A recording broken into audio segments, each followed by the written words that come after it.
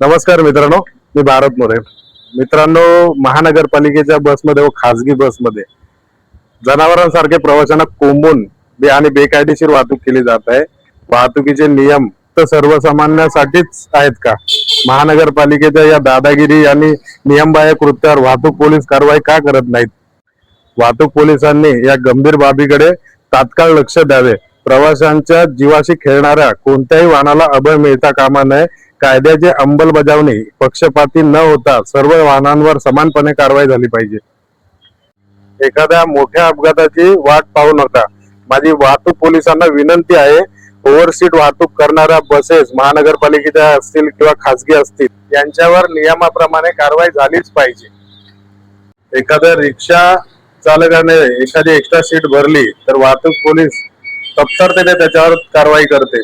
मग हाच कायदा महानगरपालिकेच्या बसला का लागू होत नाही?